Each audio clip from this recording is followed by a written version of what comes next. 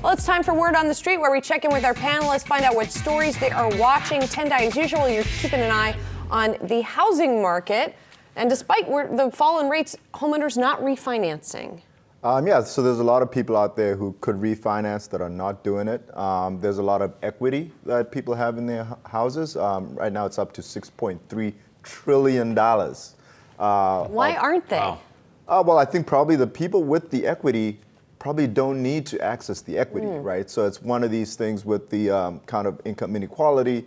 Where the money is, people don't necessarily need to be spending or borrowing.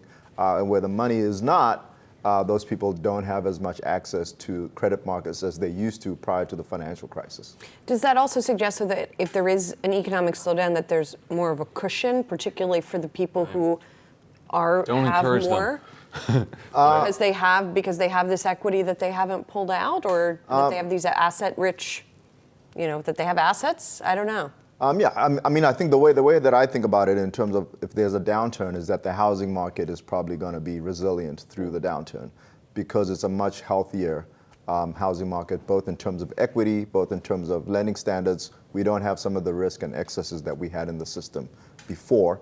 And that is what leads me to think that even if we do have a recession, it's not going to be anywhere comparable to what we saw 10 years ago, right? Gotcha. I think the big fear when people talk about recession, they automatically think of the last one. I think if we do have one, it's going to be relatively mild compared to that one. Of course, that doesn't help you if you're the person who happens to be impacted. Right, exactly.